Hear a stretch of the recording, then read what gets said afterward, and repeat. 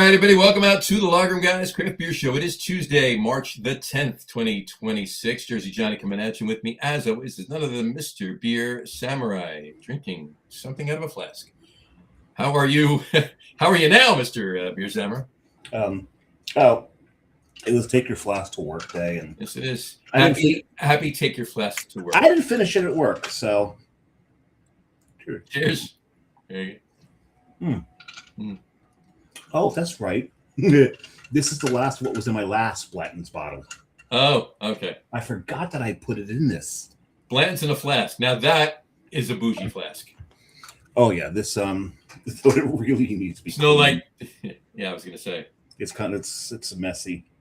You can't really see it, but it's kind of messy. I got you. Yeah, no, I have flasks. I know how grungy they can get. Yeah, this one's pretty grungy. Where you take them, so. Anyway. I think this was a victim of like an overflow on my bar. Yeah, it might be because the top's a little sticky. Well, you know what you can use to get that stickiness and the grunginess off of that flask? My tongue, yes. Well, besides that. What? Limes. Limes. You can use limes. It might discolor it, though. Limes can do that. The boric acid just kind of starts to eat the stuff. Gotcha. Well, just do it really quick and just get it off of it really quick. Okay. I don't have I've got limes, but they're in the other room. And they're slated for other stuff. You know what I use limes for. I know. Well, happy International Lime Day, as it were. So there you go. That was a very, very horrible attempt at a segue. So. Yeah, that was not one of your better ones. No, it was not. No. Not at all. Not at all. I don't know how to do the next one, so I'll give that one to you. Well, let's see if we can figure out a segue into the next one. I've already forgotten what the next one is. Oh yeah. I got nothing. All right. I got nothing here. Yeah. Well. Hey, it makes good music. Well, depends on who's playing it. Depending on who's playing it. And hopefully, depending on the person that's playing it, what they're wearing, hopefully it's not that windy. Well, if they're wearing it the traditional way. Yeah. Regimental, they call it. Okay. Yeah. Full regimental, I believe it's in. There it is. Happy International Bagpipe Day. There you go. Full regimental. That sounds like some sort of dating move in prison. Full regimental. Yeah, I don't. We gave him the full regimental. We gave him the full regimental. There you go. I don't know about that, but okay. We've started this one off weird. We really tanked the beginning of this one. There you go. Do we have a weird guest? We have a good guest who's gonna. It's not gonna make us look as weird as some other guests do. But let's see if we can draw the weirdness out of him. Let's see if we can do that. There you go. All right. And I'm thirsty anyway, so let's do it. Let's bring him to the show. Welcome to the show. Today's show, Mr. Dillon Pelham. How are you, Dillon? Hey, how you guys doing? Thank you so much for having me. I really appreciate it. I'm really looking forward to. I'm really looking forward to going over everything that we have going on today, and hearing great conversation, and appreciate it. You're just here to have an excuse to drink on a Tuesday night, aren't you? Exactly. That's usually the move. I mean, it's kind of hard to. I kind of have an excuse to drink any night of the week, being a part of working for a brewery. But and any extra excuse is always great. Exactly. Yeah, Dillon is is one of the sales managers for Founders Brewing, amongst other breweries. Hence the polo shirt. That's the polo shirt. Oh yeah. There you go. But there you go. So we're going to get into some nitty gritty about Founders and some other things going on too with Dillon's portfolio. Before we get started, though, we have to explain why I'm wearing the shirt I'm wearing. I forgot to. Yes, do please that do explain that. Please do explain. So this shirt is a Bolero Snort shirt, and it is Scott Wells' birthday. And those who watch the show know that we make fun of Bolero and Scott pretty regularly, so we figured we at least owe it to him to say happy birthday, Scott. Have a Caucasian and a chicken parm on it. Well, not on us. You pay for that shit. Not on us. But you go have one and enjoy it. Yeah, exactly. Happy birthday, Scott. Happy birthday. Yeah, I saw Bolero did a really funny Instagram video with singing to 303s dressed as Shrek and the Prince, and it was hysterical. So major props to the creative team there. Lord Farquaad, that's it. Yeah. Lord Farquaad. I was actually at the brewery the day they did that. We're having a bottle share up in the upstairs room, And we That's so walk in, funny. and there's a guy dressed like Shrek and one dressed like Farquaad. So we're trying to figure out if it's some sort of like pink thing. Lost a bet. We still don't know. Well, now you know what it was for. Yeah, it makes great content though, for sure. That's for sure. That's for sure. So, all right. Before we get started, I'm a little parched. As am I. Beer. I could use a beer. And we have some good ones tonight. I'll give you. So all the guess what brewery these beers that we're drinking tonight are all from. Let's see. Let's read Dillon's shirt. It says Founders Brewing. There we go. Yeah. There you go. So, Dillon, what are you starting with? Oh, so I have to start with easy drinking beer. It's our big bet for 2026, and it's actually a golden ale. Very different than the usual Founders portfolio. The one thing that Founders really prides itself on is we have a mix of these super hoppy beers, whether it's All Day Centennial, Mosaic, playing with those, hoppy ones, or going the opposite way, playing with bourbon barrel aged beers. Easy drinking beer gives us an opportunity to play right down the middle in a gray area, which we're super excited about. Capture a new audience, maybe turn some craft curious drinkers into craft drinkers that are usually drinking American domestic beers. That's never. Or just looking for somebody that maybe is tired of the usual and want to have something that's more, no pun intended, easy to drink right down the middle. So I'm looking forward to it, and I'm actually going to pour it out so we get a chance to show the what everyone would look at that beautiful golden hue. Very nice, very nice. The branded cups. There you go. Let the branded well, I'll get Dave. What are you drinking for your first? Well, no, you show what you're drinking. Because you're drinking the same thing he's drinking. I am drinking. Yes, I'm drinking the same beer. Dillon is drinking the easy drinking beer. And John, I think John's going to follow Dillon along a little bit. I'm going to follow Dillon along. I might go off on a tangent at the end, but as you should. As I should say. Cheers, Dave. What do you think? Cheers. Well, Dillon mentioned this one. I'm going with a classic, and I'm starting with an easy drinking beer as well. It's just it doesn't say it on that. I've heard that you can drink that all day. You could drink it all day. You can every day. You can also go to the bathroom all day. There you go. Well, no, every day should be everyday IPA. Right? Yeah, and crazily enough, I'm sure you guys will enjoy this one. So actually, in come August, All Day turns 15 years old. Wow, really? Yeah. Already? Yeah. Do you remember? Right. Do you remember where you guys were 15 years ago? Yeah, buying that beer in the bar I was running. But I under legal restrictions not to mention anything about it. He's bound. He's contractually bound not to say where he was. All right. Yeah. Now I'm even more curious. More curious than the Blantons in a flask move. It's not contractual. It's court ordered. We'll leave it at that. It was a contract. There's no contract. No, there's no contract. It was part of the sentencing. Oh, there you go. When All Day came out, I was. It was the court of his peers, but that's besides the When All Day came out, I was 16. Really? Yeah, I was a junior in high school. So when he said the court of my peers, it's because we've been drinking all day and we were all peeing. They were a court of my peers. Oh my God, we're really bad tonight with these. It depends on where they're standing in line as close as possible. They can't break that rule of getting too close. And you can't cross the stream. Yeah. Oh no. That's a no. So you were really 16 years old when this beer came out? Yeah. I was a junior in high school when All Day came out 15 years ago, which is crazy. Oddly enough, Dave and I were freshmen in college. Oh, nice. I figured that. I was just approaching halfway through my tenure at my current job, actually. There you go. So there you go. Wow. Yeah. So not only are you drinking a classic, but it's hitting a milestone this year, and it's really exciting to have All Day. You'll see a package change during that timeline, a small period in the summer, where it'll say "Cheers to 15 years" on the box. Cheers to 15 years, yeah, and that might be in addition to the All Day family too. But it might make an appearance on the show later. But go ahead. Yeah, with some special ingredients as well, which we're very, very excited about. Something that we're looking forward to discussing is that we are making new iterations of All Day without any adjuncts, which is follows that Reinheit skip out, which is very something everyone enjoys. Right.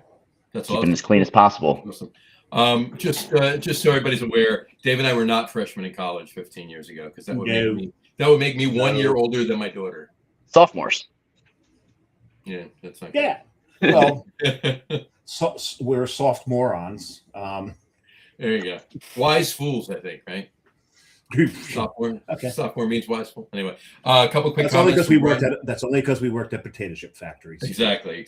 A couple quick comments from Brian Boak. He says, "Cheers. Visited Defiant over the weekend before they close at the end of the month." Yeah, we're going to talk about that a little later in the show. I have a few things to mention about that, but anyway, he's for his first beer he's drinking the Defiant 2017 Christmas Ale. I actually have 3 of them right over there in my cellar cabinet there. And he also wanted us to know that 15 years ago he was 50. Yes, Brian. Wow. We know. But you do not. You look. 15 years ago, you had the aura of a 21-year-old. Because we knew you 15 years ago. So yes. Yes. And you still do. You're very youthful. Very, and I don't mean that. And I really don't mean that tongue in cheek. I'm quite serious. No. John's not being sarcastic. So yeah. Dave is. No, I'm kidding. So John, what do you think of easy drinking? There you go. Easy drinking is actually, this drinks pretty easily, I gotta say. Yeah, I mean, the name suits the beer. One thing that we love is one of our distributor partners. They had a romance where they said that it's a ale that tastes like a Pilsner or drinks like a Pilsner, which it's not far off. It's a little maltier than a Pilsner. Yes, but incrementally, not a lot. So they're not far off. Yeah, and you get those honey notes, a little bit of cracker, maybe some cereal in there a little bit. But it's very sweet. Yeah, I do get a little cracker and honey. Nice. It is. You're not wrong. I mean, I've had Pilsners that were maltier than this too. At that point. Yeah, absolutely. Well, Golden should have cracker and honey. Absolutely. Yes.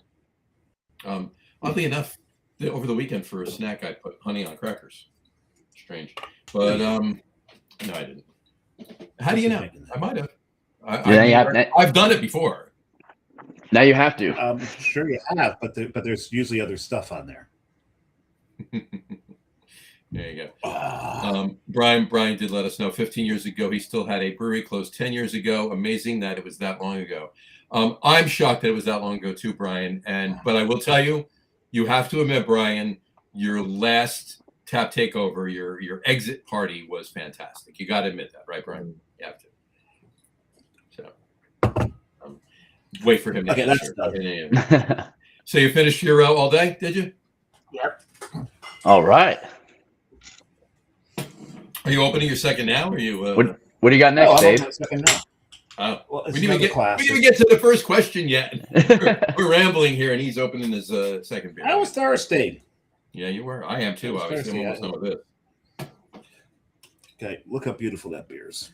That is a beautiful beer. It is fantastic. Yeah. Big old hop on there. Yeah, and this is an absolute classic. Yeah, Centennial is a classic. Absolutely. What I love about this beer, and I think I talked. Brian did answer. It was a killer. 10 beers on tap. Yes, it was. It was a fantastic night.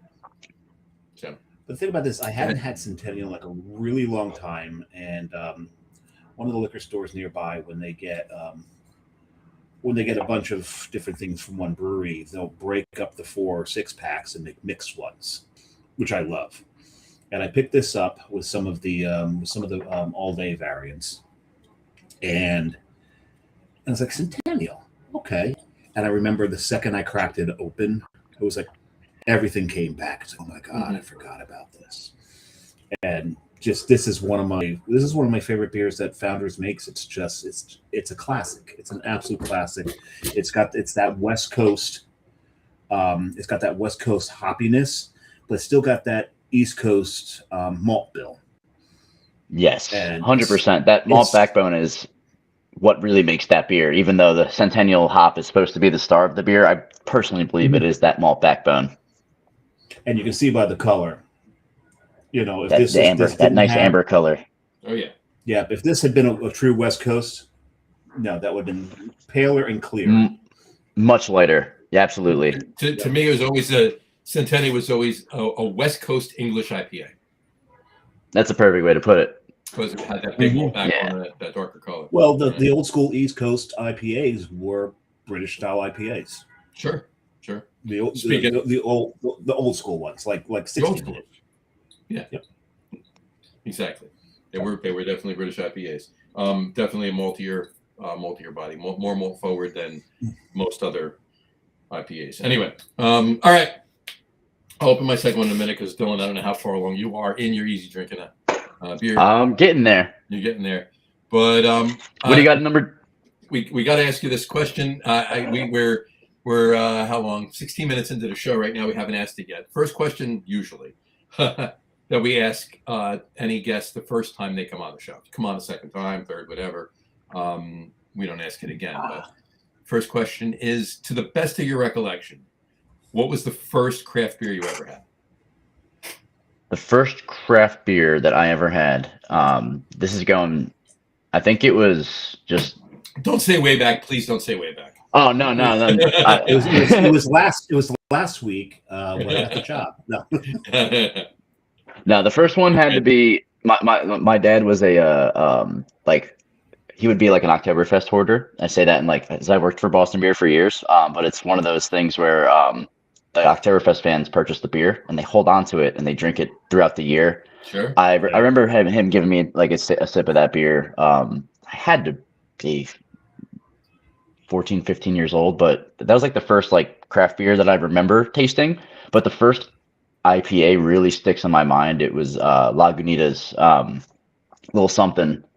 The one with I think it's the one with the woman on the cover of the beer. Little Something. Little Something. Yeah, that was the first one that I had that I remember, picking and drinking the whole thing and just experiencing that hot bomb for the first time. Nice. Lagunitas. Yeah, definitely back in the day, Lagunitas was solid. Mm-hmm. One of my favorite things that they made back. This is going maybe 15 years ago. John, remember Lucky 13? Lucky 13, yeah, sure. That yes, it was Tank. Boulevard. No. Lucky 13 from Lagunitas. Oh yes. Lagunitas. Lagunitas. It was a hoppy red, and the best thing is it came in 22-ounce bottles. Mm-hmm. And what were they? $6? $6. Wow. $7. $6.99, $5.99, $6.99, $7.99, depending where you just you go in 22 ounce bombers, yeah. And it was a fantastic beer. So good, it really was. Lagunitas made so many good beers over the years. They done did. What was the brown sugar? Brown sugar is fantastic. I actually have a bottle of brown sugar that they re-released. They re-released over the holidays. I haven't had it yet. It's sitting right over there in that drawer. Whatchamacallit? Yeah, I gotta have that soon. I gotta figure that out. I want to have that soon. But what was the chocolate? They did a chocolate espresso stout. I'm trying to remember. But this is not a Lagunitas. This is not a Lagunitas show by any means. No, they I remember. They did. I can't remember the name of that one. It's 10%, but I forget what the name of it was. You continue questioning Dylan. I'll find it. You find it. There you go. But anyway. Okay, so where were you the night of the murder? No, not that. Where were you on the night of October? What was I going to say? What was the first craft brewery you ever visited? Ooh, the first one I ever visited. Mm-hmm. I think it was Cape May. Fair enough. Yeah, I think it was Cape May. Mm-hmm. The second one would be actually RAR or RAR down in Ocean City area, Maryland. Yeah, I remember RAR. And then that same day, I also went to Evolution as well. Sure. The little Pine Hopple, that was always a favorite of mine down there. Yeah, there's a lot of good beer out there, down there, I should say. What's the Was it Burley Oak? Is down here too. It's not far. It's actually closer to Ocean City. It's right, like if you take the bridge off of Ocean City over the bay onto the main part of Maryland. It's like a mile in. It's like right near Ocean City. John, Okay. we're idiots. It's just called Imperial Coffee Stout. But what's interesting is that at Cloverleaf, I had the High Westified version of it, aged in High West barrels. I remember that. That was great. It was fantastic. That was fantastic. We actually we just had a really great, we did the Founders Breakfast Stout breakfast at Cloverleaf in early January. I love yeah, that. KBS, CBS, we had it all on tap. It was a really good time. We had breakfast stout. We had one of the variants of KBS. I believe it was the one prior to the one out now, which is caramel. So which one was it? Oh, hazelnut fudge, I believe it was. Hazelnut fudge. Hazelnut fudge. And then we had CBS. And then we had, of course, breakfast stout. And then solid gold as well made a little appearance too, just to kind of round out that a little bit. But yeah, Cloverleaf is amazing. Nice. Yeah, they really are. I used to go to the all the time. I used to live 3 blocks away from Cloverleaf. That's dangerous. I would be able to walk to Cloverleaf and crawl home. Yeah. I mean, you'd have to, because they always had some of the rarest, hardest beers to find. This is very true. John, going through my check-ins and Lagunitas is just like this walk through time. Oh yeah, I've done that from time to time. I'll just go to do something like that. Yeah, it reminded me that Lucky 13 was actually a hoppy alt. Remember that? It was yes, an alt beer. You're right. And then remember, Lagunitas sucks. Lagunitas sucks, right? Undercover Investigation shut down. Right. Maximus. Yeah. There's a little something. Waldo Special, the triple they made. Remember Nighttime Ale, the black IPA? So, Dillon, when are you working for Lagunitas? Oh, man. And don't forget Hop Stupid. Hop Stupid was good, too. All right. That was okay, fantastic. Lagunitas for the day. That's our Lagunitas section of the show. But anyway, let's get back to Founders, shall we? Oh yeah. There you go. All right. Oh, you mean these guys? Yeah. Well, actually, let's get back to Dillon first. Let's get back to Dillon first. Dillon. That Dillon. Dillon.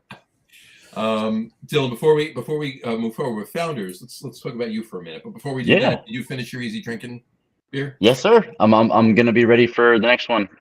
All right, let's. You guys have that. I want to see this one. I'm curious. All right. So we're gonna be breaking out all day peach hazy IPA. So there we go, and it's got the Woody on it.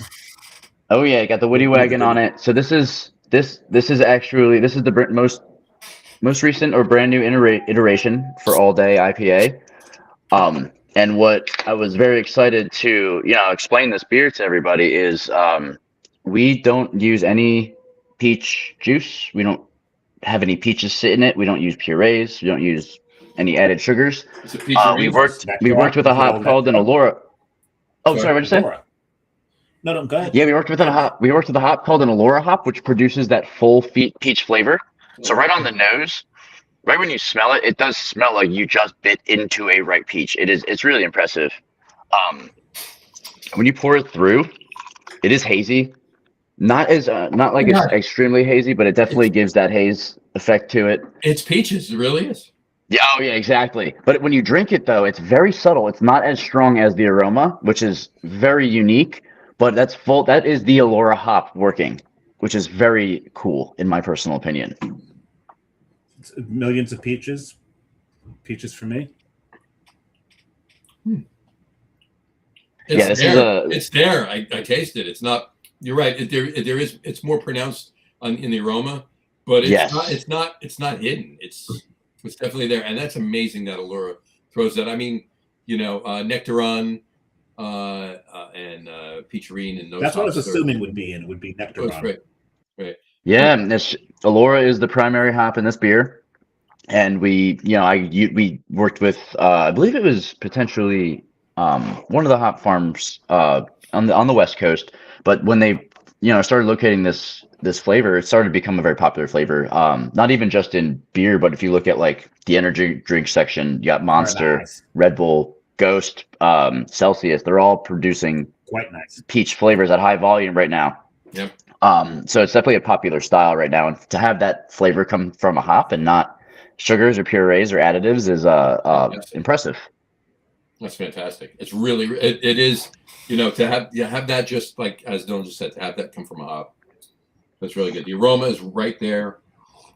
Yeah. The flavor's right there too. This is good. I'm enjoying this. Cheers.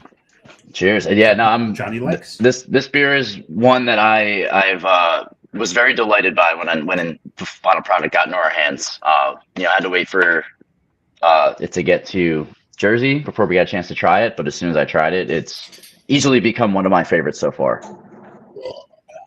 Contains no fruit juice, brewed with Allura hops. It's right there on the label. Right on the can. Right on the can. There you go. And then on every Founders can too, it also will always say drink responsibly. They don't serve Founders in the clink. That's good information. Yeah. Drink responsibly. They don't serve Founders in the clink. Love it. That's great. Brewed and packaged by Founders Brewing Company, Grand Rapids, Michigan. Oh yeah. Oh yes, it's in my can too. And this was canned not that long ago, just several weeks ago, a couple weeks ago. Yes. Yeah, it just came out last Monday. Yeah, I love it. I love it. Yeah. All right. So Dillon, let's dial it back with you for a second. You first started in as you mentioned before, your father loving Sam Adams Oktoberfest. And hoarding it, and obviously you were taking sips in that and everything else when you were younger, whatever. But when was it that you had that epiphany, had that moment that, hey, this is what I want to do. I want to get involved in craft beer. I want to earn a living as, in the industry in whatever capacity. Yeah. Right? Yeah. So actually it was really once I started dating my now wife, Melissa. Her father owned. So it's her fault. Yeah, it is her fault. Absolutely her fault.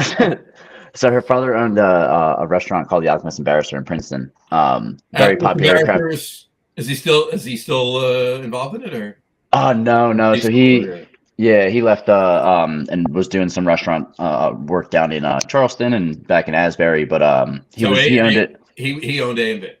Yes, he did. And one day I was just hanging out at the bar with Liz and, going through all the different beers. And the first one that we were really into was, of course, Kona. And then that started playing into, trying everything locally to regionally, nationally, just the curiosity was there. And then seeing people actually come in to try and sell beer, I was like, I want to do that. I can do that. And then just started applying and eventually found my way into to Boston Beer. Was there for 5 years. And then now I'm on I just finished year 6 in the industry with Founders, and now starting year 7. There you go. So this is your 12th year in the industry. Yeah. I got to be honest with you. 12 years in the industry, and you're still on your second job. That's fantastic. Yeah. Yeah. There's usually a little bit more bouncing around. I kid about that, but no, that's a little. Yeah. But yeah, that's great. That's fantastic. Now, so 11 years ago, you started working for Boston Beer. Yes, I started working for Boston Beer in the end of 2017, early 2018, so about 9 years ago. 9 years ago. Yeah. No math on the show. No math. Yeah, I was going to say, because that puts them at never mind. 24.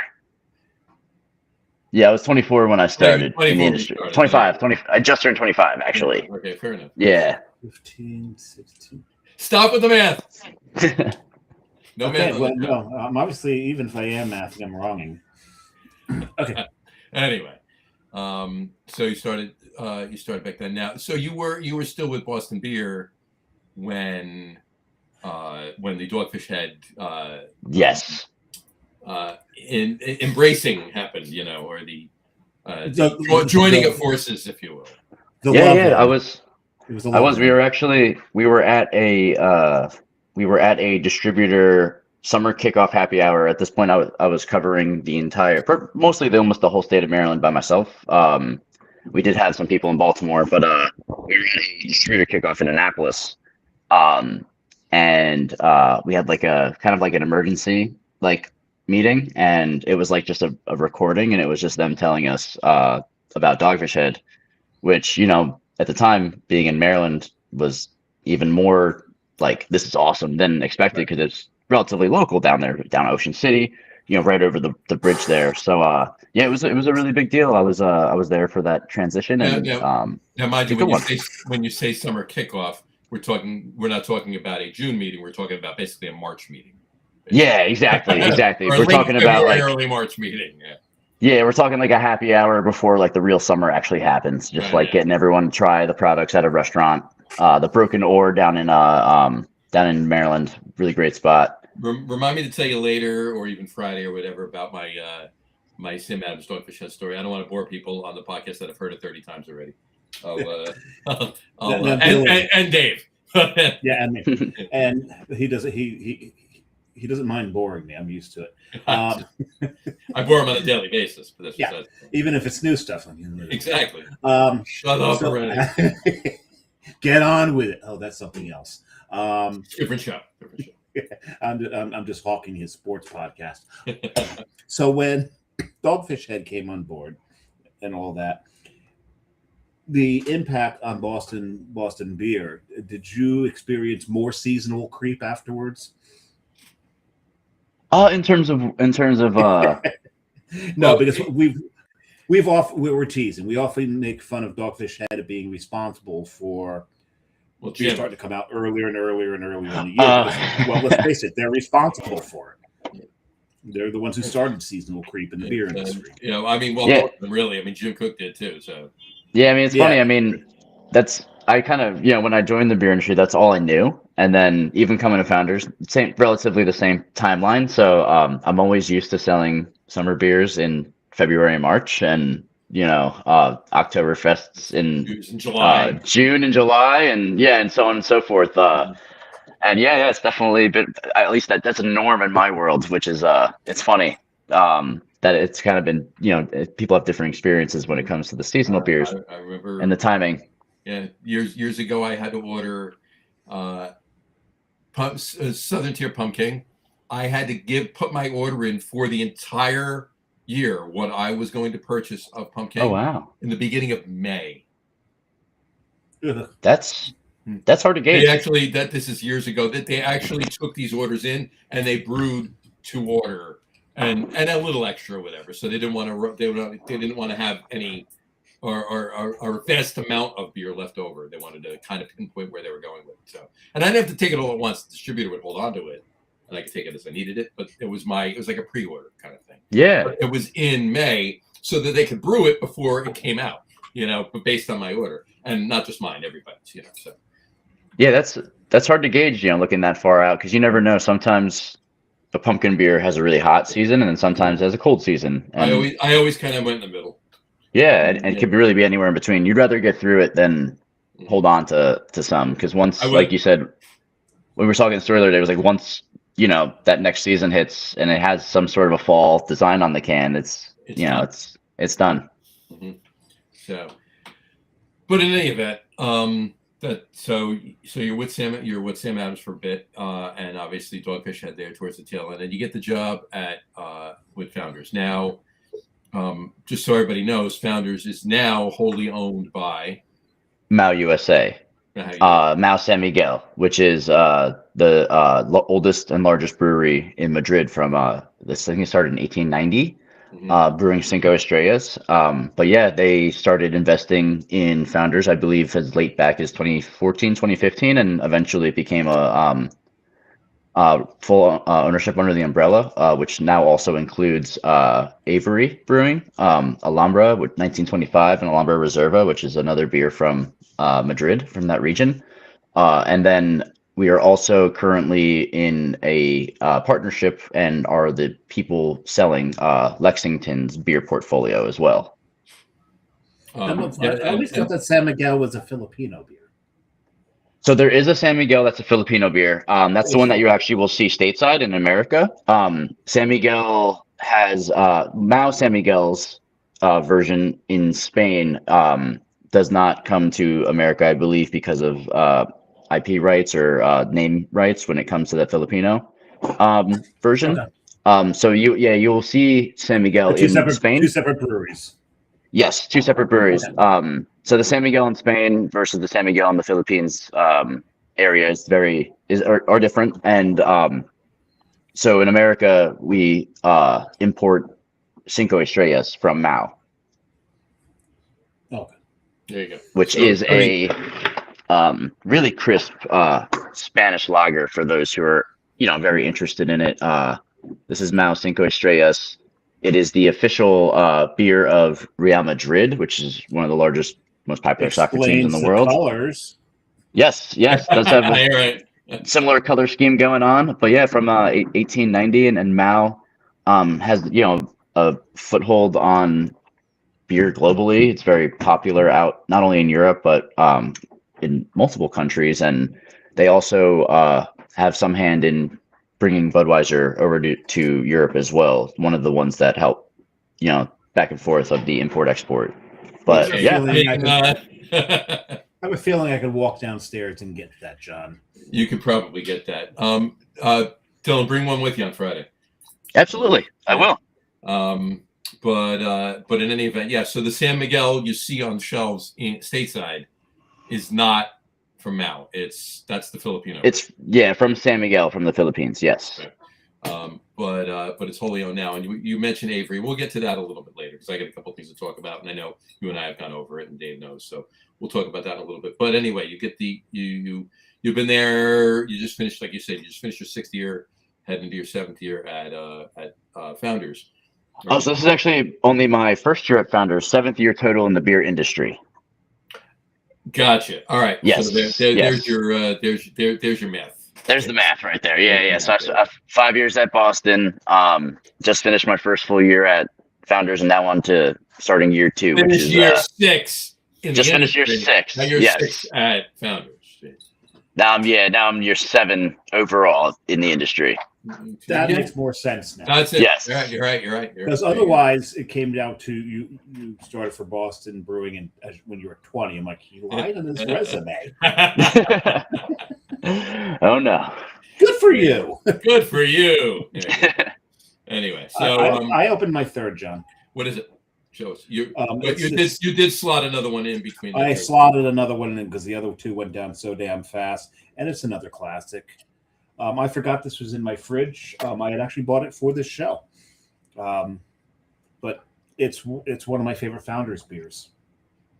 Porter is an amazing porter. I love Founders Porter. When it comes to you can't say the big boys because it's not the macros, but when you talk about the bigger craft breweries in the U.S., there was only one that was better than this, and they're gone now, and that was Anchor's. Mm-hmm. Loved Anchor's Porter. This was my number 2. Mm-hmm. It tied with Sierra's. I think. My number 1 always was, and it beat out Anchor, and it was Deschutes Black Butte. Oh, never mind. Cool. Yeah, Black Butte was 1, Anchor was 2, and Sierra and Founders. Anchor was for me exactly. Anchor was 2, and Sierra and Founders. Yeah, I forgot about Black Butte. That was my top 3. Black Butte. Butte was a beaut. And that was fantastic. But it's definitely tied for 3rd. My all-time porter. Yeah, porter's amazing. I'll have to look for that one if it's still out in the trade for sure. Black Butte. Oh yeah, absolutely. Yeah. Still out there. Black Butte. Yeah, I'll it's in Jersey. Yeah, they're you'll see them on Friday. Total water. Perfect. I know that much. Oh, perfect. I'll definitely have to stop by then and take a look. But go to Sunset Liquor. Sunrise, not Sunset. Sunrise Cellars. I'll be there on Friday. I like Sunsets better because Sunrise is way too fucking early for me. Well, you are a vampire, so. Yeah. No, I'd probably be healthier. Couple of quick comments to catch up on. Brian says he still has 5 Monster Mash left. 5 I've got bottles one. or 5? I have one too. 5 bottles or 5 kegs? Yeah, that's the question. I'm assuming he means bottles, but yeah. He means bottles. I've seen them. I know. I have two. He showed me his. I didn't show him mine. He showed you yours. There you go. And Vanessa Kitty says, Hey, hi, Vanessa. Cheers. Cheers, Vanessa. Happy International Cheers. Bagpipes Day. I have a feeling that she's probably played bagpipes at some point. She may very well have. Vanessa, let us know if you played bagpipes. Yeah. I have. Have you? No, I've looked at them. I played bagpipes. I haven't. Well, I shouldn't say that. I haven't played bagpipes like I was a bagpiper. Right. I've held a set of bagpipes and played them. And made it sound like a dying cat. I made it sound right. I made it sound right. That's the extent of my bagpipe. I am a musician. I played instruments. I just tried it once or twice, but I'm sure. But he never inhaled. I never inhaled. I only exhaled. Which, with bagpipes, that's actually what you're supposed to do. You can't inhale. I think you can't inhale. Now, when bagpipes make the same sound as like a harmonica when you inhale, it's just that like pitch up sound. It shakes the tone. Huh. I really don't want to know. I don't want to know either. Let it go. All right. All right. So, all right. Let's talk about founders. Now, what was the very first?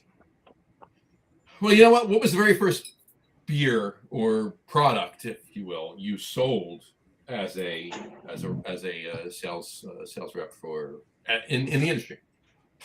I mean, in the industry, the first. I know what it is because you told me today. But yeah, the first ever like point of distribution that I sold was Angry Orchard crisp apple 6-pack. There you go.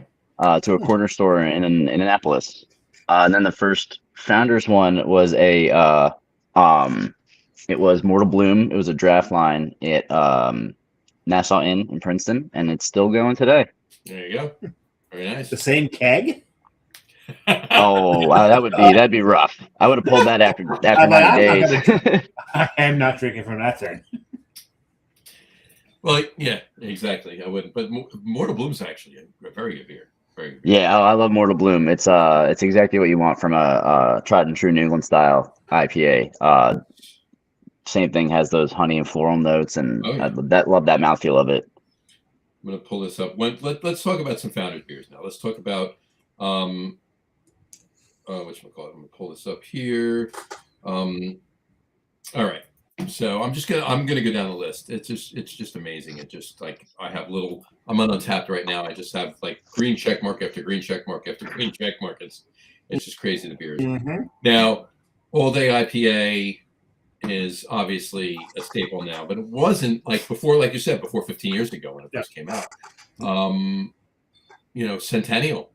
Centennial was the beer. The go-to IPA was the beer. Yeah, it was. And it's fantastic. And Marty last week on the show said, Dave, right? He said Centennial never leaves his house. He always has a replenishment of it as he's drinking it. And that was his first. Marty Nachel, this is his go-to beer. I love to hear it. I was telling John today. I don't know if it was a Hulu or Netflix documentary about Charlie Sheen, and my mom texted me when she was watching it. Charlie Sheen was telling about how like when he was sober for a little while, and he was at a friend's house. He was at a friend's house, and he opened up the fridge, and he said, and there was a Centennial IPA just staring me down. And that was the one that put him back on the off the rocker. Also, so you guys are responsible. It was Founders' fault that Charlie Sheen is in the or his friend's fault for purchasing. But yeah, it was. He says in interviews like it was a Founders Centennial, and I was like, that is so funny. I haven't watched it, but my mom and dad were telling me about it, and I just thought that was so funny because Founders is now ingrained in that like pop culture kind of history there. 100%. Yeah, it's so good. But yeah, I mean, just go back in the portfolio. You got Centennial. You got Breakfast Stout. I love Breakfast Stout's an amazing. Who doesn't? And I got to be honest with you. I understand what transpired, but I missed the original label of Breakfast Stout. Oh, with the baby? With the baby. Yeah. With the baby. Now, this is the second time that you guys had to change a breakfast stout label. The first one being when the Royal Canadian Mounties. Just a stout label, not a breakfast stout label. Well, no, a breakfast stout. Yeah, you're right. A breakfast stout. Canadian breakfast stout. Oh, yeah. A Canadian breakfast stout. They said, okay, you can't use the image of a Mountie to promote an alcoholic beverage. And so this Mountie? That Mountie right there. That Mountie right there. So the very next label showed a horse rearing up, pretty much insinuating that the horse threw the Mountie off. You got that in me too. And where's that at? There you go. Oh, you have one? I was about to pull one up. No, he still got the Mountie one. Oh, here's my. You're looking. Oh, here we go. Hey, found it. Found my CBS with the horse just pulling up. With the horse just pulling up. There's the two labels right there. There it is with the Mountie on it, and there's the Mountie has been thrown. There you go. Exactly. Now, and Dave, my other bottle list that I had, you actually partook in drinking. So. I think I drank some of that.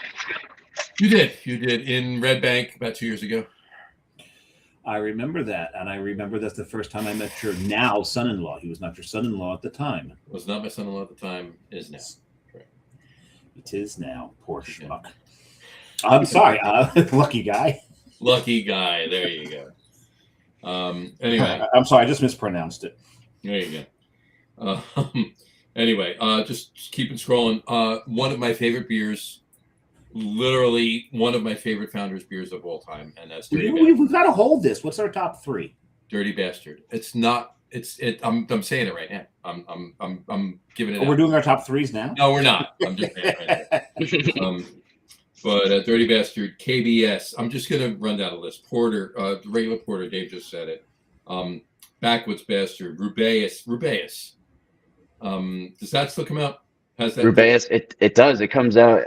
It's available in 6-pack bottles. It's on draft in a nitro, which is amazing. Very very smooth. That juice flavor is just fantastic. And it's also in regular barrels as well. That is not nitro, but the nitro one's, of course, the preferred option. Now, what's the seasonality of it? It's a year-round product, so it's a part of what we call the Venture Series, which also encompasses Porter, Breakfast Stout, Backwoods. It's a year-round You product. need that label right there? Venture. That's it right there, the Venture Series. So those are year-round beers. You're going to get... It's a year-round product, depending on the Yes. Yes. Depending on your area, sometimes whether they carry it or not, but, county by county. But yeah, you can find Rubaeus year-round. Nice. Jess actually made a really good beer cocktail at the bar years ago with Rubaeus. It had gin and Saint Germain and some lime and a couple other things. It was fantastic. It was such a good beer cocktail. Wow, that's very interesting. It was very good. It was very, very good. And that brings me to, I was going somewhere with this. That brings me to the next one down on the list, and that would be the third beer that I'm going to drink. Are you opening yours yet? I'm ready when you are. I got I'm ready right now. There it is. It's the Mosaic Promise. Mosaic Promise. There you go. It's back from the dead. I know. Very nice. They pulled it out of the ashes and reconstituted it, and there it is. I believe it was 13 years ago that they first made it. And then it's kind of peaked in and out a few times between then. But kind of just like Centennial, it focuses solely on the Mosaic hop, which produces that pineapple and the citrus flavor, which I personally love. This has become quickly one of my favorites within the portfolio. The Mosaic Promise is a fantastic beer. Yeah, it was funny. So I was doing what we do is at Revolution in Morristown, we do Founders Fridays every couple months. We do 3. We try and do it within a quarter. So every month we'll go on a Friday. We'll have different beers. Mm-hmm. And for Halloween, we actually did KBS Spicy Chocolate, along with All Day. Just a nice, easy one thing. Something easy for everybody, and then something that's like a bit more robust and unique with spice. Kind of fits the Halloween profile. And someone comes up to me, and they're like, "Hey, bring back Mosaic Promise, like, please." And I was like, "You're not going to believe what's coming." And I was like, no one's ever asked me about this before. I had just learned about this beer, and all of a sudden now people in the restaurants are asking me where Mosaic Promise is and that they want it back. And I was like, well, this is awesome. It's coming back. But yeah, it's super pineapple-y on the front. It does have that like kind of a little bit more of the darker yellow golden color than I would give, say, like an easy drinking beer. But yeah, the pineapple notes on that beer I love it. It's fantastic. A little bit more of that mango. I taste a little bit of mango in there, some apricot, Yeah. but really it's that stone fruit, the tropical and stone fruit, all coming from that Mosaic hop. Yeah, Mosaic throws a lot of the pineapple in the. 2015 was the last time I had it. 2015, wow. And that's what I drank it out of. The mug club? The PhD mug at Clover. Nice. Yeah, and look where my last check-in for Mosaic Promise was. Cloverleaf Tavern. Cloverleaf Tavern. Oh yeah. Well, yeah, I'm actually. I should be up there soon. By Cloverleaf Tavern. Shout out to Cloverleaf Tavern. Shout out to Ryan. He does amazing work over there. Ryan's been on the show a couple times. Mm-hmm. We had a beer dinner. We had a Blog Room Guys beer dinner at Cloverleaf. Yeah. Really? Yeah. Yes. Very cool. Yeah, Ryan's so awesome. And Kyle keeps really every time Kyle sees me, he's like, "When we do another beer dinner, another beer dinner, come on, when we do another beer dinner." I'm like, well, we'll see. We gotta find a brewery to do it with. Yes. We when we first met with them after the transition from Meg leaving and being introduced to Cloverleaf Tavern, we were laughing because their management team is Ryan and Dillon, and Founders management team is Ryan and Dillon. So we all met up together, and it was very easy to remember everyone's names because we had the exact same names and in pair, and it was just match made in heaven. Just was fun from there. But yeah, I would love to see Mosaic pop up there soon. We actually I know Mosaic is on draft right now at Big E's Bar in Carlstadt. Okay. And it's actually sitting next to Easy Drinking Beer right now, which we're super stoked about. There you go. Big East, some good food there. Big East too, right on 17. Yeah. Not too far away from where White Castle Scott Wells usually is during the day. And that would be Annabelle. And that would be Annabelle's house in Worcester. From this brewery at all. There's a White Castle just up the road. There you go. Hey, we got a couple comments really quick to catch up. But usually after Brian said it's referring to the Monster Mash. He said, bottles. This is actually my fourth beer as I pre-gamed with two of my Belgian Saisons. Waiting for you guys to start. Evil Twin, Silent Night. Evil Twin, Silent Night in the New York City tap room, and 12% Belgian Strong Gold. Nice. Yeah, Evil Twin, Silent Night in the New York City tap room. That is a strong, strong pregame there. And cheers to Catherine. Catherine Reyes, coming in, Cat Reyes. Hey, Cat. Cheers from Sonoma County, California. She's in California. Very cool. From Deschutes Symphonic Chronic. She's gone. Right. She's drinking a double IPA brew by Deschutes.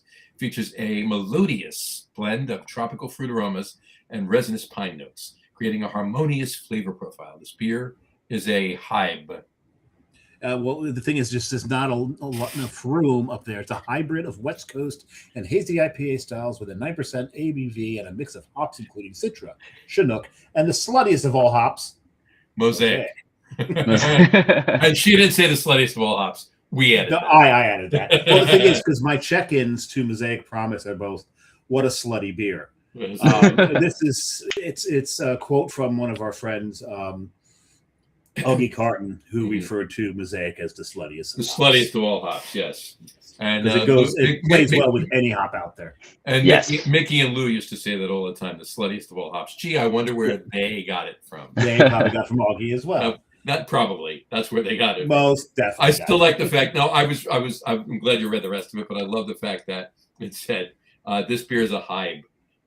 The hybe. This is such a hybe. This beer's a hybe. It's gonna be a new word. I'm really. I love the fact that Deschutes Symphonic Chronic was brewed at Deschutes Brewery. Yeah.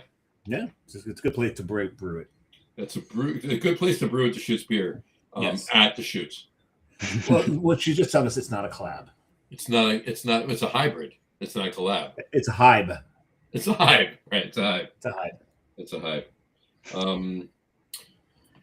Whatchamacallit? Yeah. So look, Founders over the years have put so many great beers together. We're going to get into talking about Founders beers and a lot of the maybe classic styles that they've done over the years in a little bit because before you segue into the next segment of the show, I'm not doing that. I'm segueing into something else. But go ahead, bring up the no. I know you're not segueing into the top threes. You're segueing into the next segment of the show. Oh, fine. I said that. I know where you're going. But we've been talking about Founders. We've been talking about Cloverleaf. There used to be a bartender there, Matt Sheringow.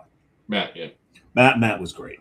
And Matt liked to he liked to fuck around with the taps. He liked to blend beers. And one day I come in and there's just been a Founders tap takeover. And I sit down at the bar and I'm looking at the taps and I said to him, like, you blended Rubeus and KBS yet? He went, no. I'm like, why not? He's like, give me ratio. I'm like, start at 50-50. Let's see where it goes. And chocolate covered raspberry? No, it wasn't Rubeus. I'm sorry, it wasn't Rubeus. It was Cerise. It was Cerise. Cerise. It was Cerise that was on tap, and so we blended. So those it was a Founders. It was a Founders Allagash blend. No, God, it was so, and it turned into like a boozy chocolate covered cherry. We went. Matt sent someone to grab Ryan. He took one sip of it. Said, what do you guys calling this? We're like bourbon soaked chocolate covered cherry. It's like, he looks at me and goes, put it on the POS. Let's offer it today. So it was just, it's one of my fonder memories of sitting at the bar when Matt was bartending. Because he was also a master of taking two maybe not so great beers and making it a wonderful beer. This time we took two great beers and made it something even better. We used to have fun. Yeah, blending beers like that is so much fun. John used to do it with Matt all the time too, as well. Absolutely. They also blended beers together. I see where you went there. Yeah, it was fantastic, and Matt was always one to want to blend the beers, and Ryan. He was always game. He was always game, and Ryan was always, you found something really. Let me have that, and like Dave just said, that was fantastic. It was such a good bar. It's such a good bar. Go there. Still is. And the food's fantastic. Yes. Fantastic. Chef. Cheers. Oh, yes. There you go. The chef. Cool. The menu we put together for our beer dinner there was amazing. It was a great menu. It was 100% a great menu. All right, where I was going with that was the other breweries. Now you don't, Dillon. You mentioned Avery before. Yes. Right. So this is where I knew you were going.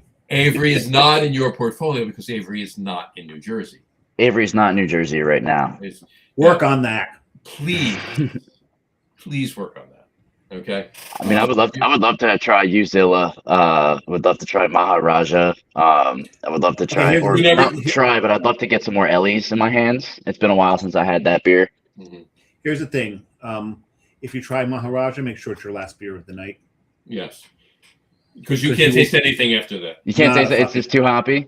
It's a palate wrecker. It will tear. Interesting. It really will. And here's the thing: you're probably not going to taste anything the next day either. Not so much. It really is. Maharaja is brutal in so many beautiful ways, and it lingers. It stays with you. It does. I know it's available in PA. So next time I'm over that border, I need to poke my head and take a look around and see if I can find it. Yeah, if you find that. But again, I warn you, if you want to drink anything else that night, don't drink it. Yeah, don't do it. I'm curious what a food pairing with Avery's Maharaja would be because of the fact that it is that much of a palate, hit you that way. My favorite thing to pair with big, especially piney and spicy IPAs, the Maharaja's got a ton of spice in it and pine. Carrot cake. Okay, interesting. It's absolutely works. The cream cheese frosting, knocks down some of the bitterness, and then those spices kind of like cancel You each said other out. You said this many times before. Yeah, I've said this. So you'll get more of the malt. You'll be able to taste some of the malts of the beer, but also you're going to taste the carrot cake. Yeah, that's a strong. Really, definitely got that strong creaminess to it. Yeah, it's really something else. To this now Maharaj is what, 10%, right? I believe so. Yeah, I never had it in my hands, so I'd have to. Now a quick story. I've said it once or twice on the show, but this I'll bring up really quick. We back during the pandemic, all right, we had bottle shares, virtual bottle shares. So they were like, we Zoomed bottle shares, right? A bunch of us, and they were fun. They were fun. And then the ones that we remember, or parts of we remember, right? But the first one we did, we started at 7 o'clock at night, and we went until probably 3 o'clock in the morning, right? So we had no business drinking anything that we were drinking after midnight. Well, it was supposed to end midnight, but one of the groups restarted it with only four of us. Four or five of us. Yeah, I think it was me, you, Joe, Granat, and a couple other people. Brian and Gene. Oh yeah, and Joe's friend too. Joe's friend was on there too. Well, because he's sitting next to Joe. No, he wasn't with Joe. No. This one was just the four of us. It wasn't Joe and his friend on this one. Oh, okay. Maybe it was just four of us. Yeah, okay. But anyway, so we get to about 2 o'clock in the morning. We're like, okay, let's do one more beer, and it was more like one more beer, kind of thing. Right?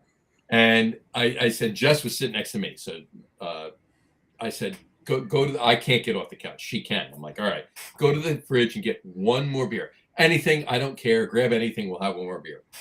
We were halfway through the beer when I realized that she pulled out a 2017 Tweak. Okay, a 16% coffee stout from Avery. All right, and it was the only one. I'm like,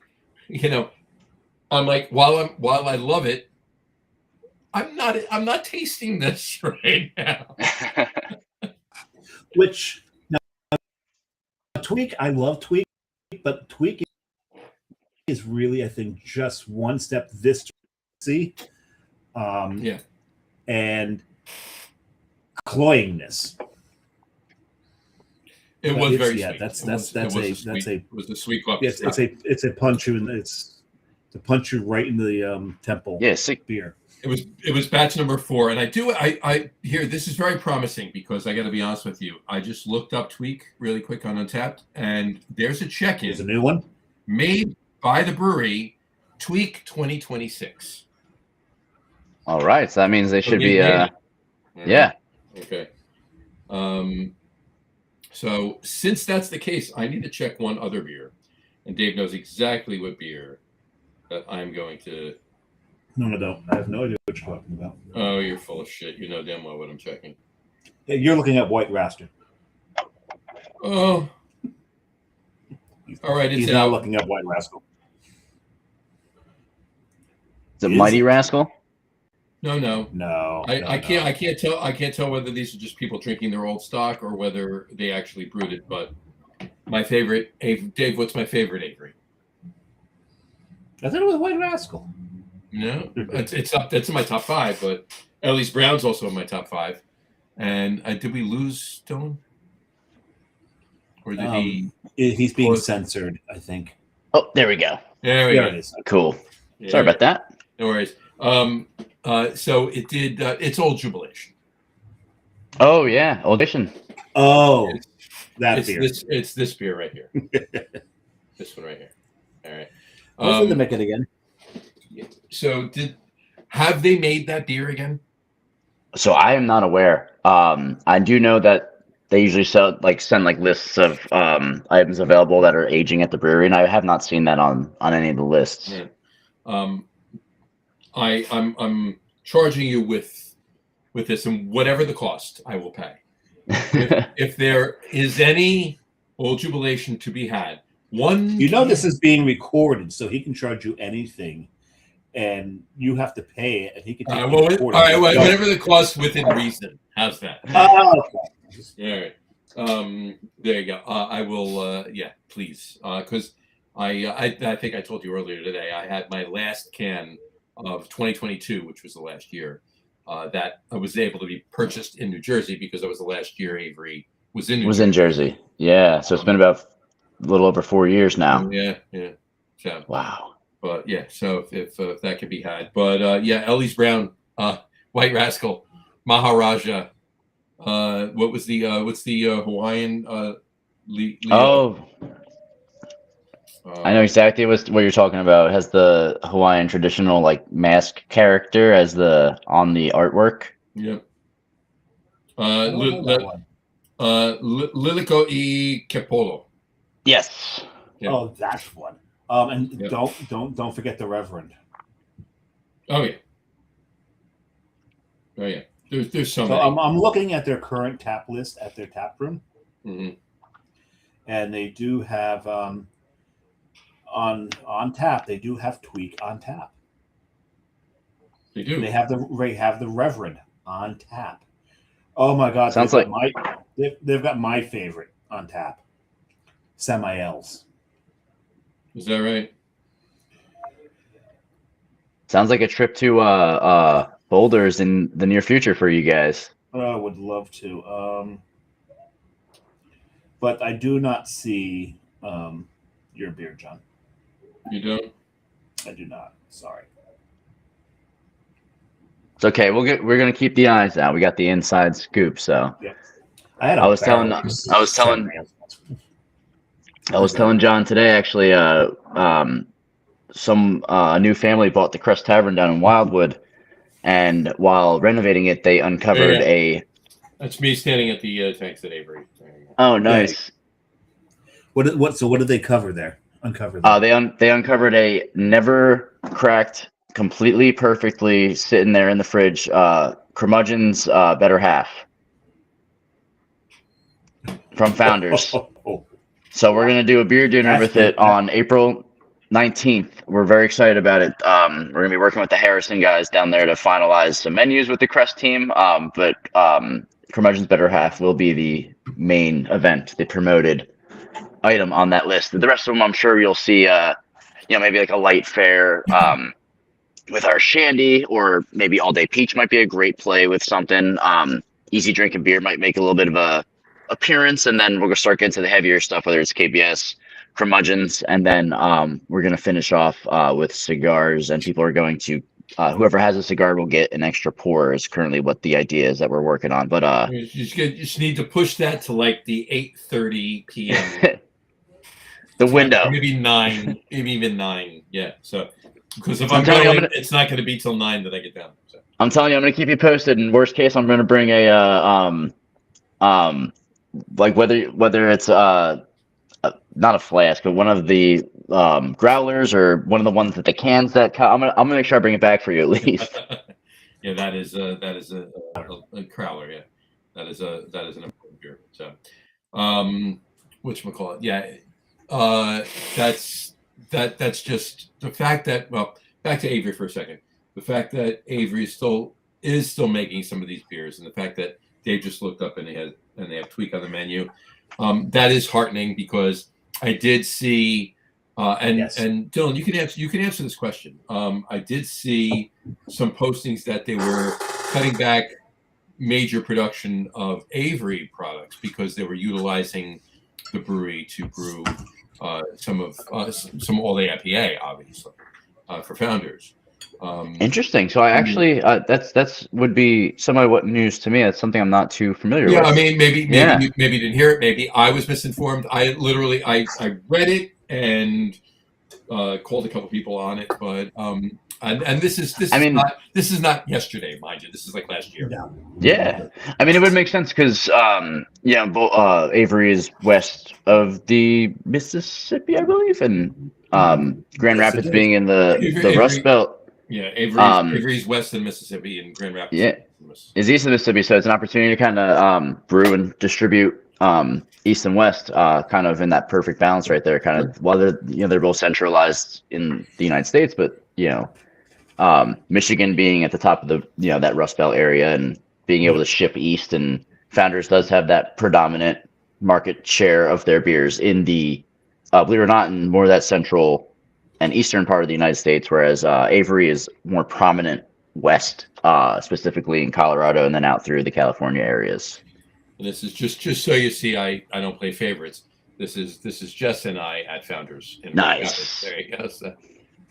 now that building I'm familiar with. There you go. How when was the last time you were there? Because we have a question. Put up Johnny. Yeah, I'm going to put them up really quick. I'll get back to Brian and Kat. I'll get back to yours in a second. Johnny Crowley just chimed in. Hey, Johnny, how are you? Cheers, guys. Going to be at Founders in a few days. Anything differently delicious on tap? Ooh, so I'd have to look at what they're what's on tap right now. I would highly recommend, of course, All Day Peach. You're going to see easy drinking beer on there. You'll probably see some fun variants. Johnny, try this. It's actually very good. The one thing that's really great about the brewery is also the fact that the restaurant utilizes the beer to cook with. So you're going to see some really great things on the menu. People rave about the beer batter mac and cheese, the different items that at least when I was there last year in March, you're going to see some really cool items. They always do specials with the beers. There's always great beer pairings. So you're going to find you're going to really enjoy not only the unique beers that Founders has to offer, but you will have some Founders kind of fused foods going on as well. So a little bit of best of both worlds. A fantastic Reuben I had while I was at the brewery. So there you go. So nice. I've got the tap list up for Founders right now for the tap room. BA Imperial Stout is on, which is nice. KBS Caramel is on tap. Yes, so KBS Caramel actually just came out in February. Yep, it's available in Jersey. Available at Sunrise Cellars. There you go. Yep. Sweet Repute is on the wheat wine. Yeah, and that was brewed in 2022. So they're barrel aging it for about 4 years. Nice. That Nitro Rubaeus you brought up earlier, that's on tap. Oh, I'm not going to mention this one until the top threes because this is in my top three, but I'll bring it up. So all right, pay attention, Johnny. You actually have 5-star on tap at the in the tap room. But KBS, Dirty Bastard, Centennial, Nitro Breakfast, Backwards Bastard, Beetle. Oh, speaking of Backwards Bastard, I just opened. And Johnny, that's what he just opened. What do you just open? There you go. He opened a Backwards Bastard, Johnny. There you go. That's what this is one. Oh, fucking love this beer. Yeah. Anything you taking a fucking wee heavy and bourbon barrel aging it is that's a marriage made in heaven. It is. I mean, that's the most fun part about Founders is all the bourbon barrel aged beers that we do. Like even as crazy as like DKML, bourbon barrel aging a malt liquor. Yeah. And John, so many unique things you can do. John, I put it in one of your favorite glasses. Very nice. Very nice. A little night shift action happening there right there. Split the logo too. See, I don't do that. I'm going to drink as much as I want to drink on my first drink. I don't need it. I've never, ever been a proponent of drinking games, ever. Even in college, when we played quarters, this is the way I played quarters. Okay, boom, boom, boom. And I just throw the quarter away because then I got to drink. It's like really, the punishment was you got to drink. I'm not going to sit there and get a quarter in a shot glass and then sit there and not drink. Yes, no. If I can get my quarter in the shot glass, I think I should get to drink. There you go. I just never understood drinking games. So this whole split the whatevers things, exactly. I don't get it. Johnny Crowley said, "Sweet in a good way, LOL," and then he said, "Hell yeah!" There you go. Now, Backwards Bastard. Now, Backwards Bastard. Dave just opened. I took it a notch further. Okay, because John always has to outdo me. Because I have to outdo you. Right. So I opened French Toast Bastard. Okay, it's basically Backwards Bastard conditioned on vanilla, cinnamon, and maple. And Dave, let's refresh everybody's minds. What's my favorite adjunct in beer? Pigeon Poop. Pigeon poop, exactly. 100%. Right after pigeon poop, immediately after, it's maple syrup. Maple. Oh All right. my god! Oh my god! Oh my god! Oh my god! So that's where CBS hits you too, then, because of the maple. Yep. Mm-hmm. Hold on. John's gonna need a moment. So Dillon, how's life at home? I hear you've Life is how great. about it? I'll give you discuss. I'll give you guys a topic. Either an egg nor a plant to discuss. There you go. John's going to need a little while and a handkerchief. Just a tissue. Just a tissue. No, all right. Oh, that's See right. now, Sure okay. now, Here's the thing. Here's the thing. Right now, and you guys and anyone else out there, listen to me. I want your opinion seriously. Now, when I open a beer like this, right now, I've been meaning to open this. We've talked about this before. I've got this 2.5 years ago, basically, or 2.25 years ago. It was just late 2023 this came out. All right, now there is no way any of this dropped off. I mean, I haven't even tasted it yet, but the nose on this is there's a little vanilla, but it's all maple, right? And you can't smell cinnamon really. So, but bless you. All those wreaths that the grocery stores have during the holidays. Yeah, well, those are different. Those are crazy. Yeah, you're smelling cloves. You're not smelling cinnamon. Right? No, you're smelling some straight up. You're smelling a lot of cinnamon. Nutmeg. You're smelling a lot of stuff. But anyway, yeah. But you're not smelling pigeon poop. I'm not smelling pigeon poop. This maple is fantastic. Now, my question is this. Now, first of all, I always say, Dillon, I might have said this to you before. I don't know, but this beer 100% fits the category of the fact that I don't want to drink this beer right now because if I do, the smell will go away. All right. So 100% fits that category. But I am both happy and sad that I opened this beer. And I'll tell you what, happy that I'm enjoying this aroma and going to get to drink this beer now. Sad that I won't have this beer to drink after today. You know, that's it. Dillon, make more. We'll see what's coming down the line. So every other year instead of CBS, they're going to do a new fan favorite. And on social media, they did tease French Toast Bastard. Oh my God. I don't know what is going to be next. It'll be in between. So this will be the in between year, and they'll keep flip-flopping between that and CBS. This is fantastic. Mm. So good. But we'll see what comes up. Okay. But I think as craft beer influencers, I think we should have some weight on the decision. On what they brew. There you go. Johnny Crowley commented and he goes, you guys rock. Thanks for responding in info. Absolutely, Johnny. Anytime. Let us know. Johnny rocks. Johnny's a fantastic drummer, by the way. Yes. Actually, 100% fantastic drummer. There you go. Back to this. Back to a couple of comments really quick. Cat says, Dark Side of the Moon, Guinness, and Blue Moon. Why is the cat interesting? Crying? Why is the cat? What cat? Are you crying? Is cat crying? Cat's crying. Sure. That's a tear. No, the cat in the emoji is crying, but that means that cat is crying because of that? You know what I'm saying? I don't know. If I drank Blue Moon, I'd cry too. I would too. Anyway, Brian Boak said the real drunks rejoined. There you go. He was talking about Brian, Gene, you, and myself. Brian, Gene, and I think he knows who the OG drunks are. He knows who they are. And then he also said, just got 3/4 of a gallon of upstate New York maple syrup to use in a beer. What beer should I use it in? Brian, don't just. This is the collab that we're gonna do. Dave and I will come over. We'll chat. Nice. I think Munster Mash might have something to do with it. I think so.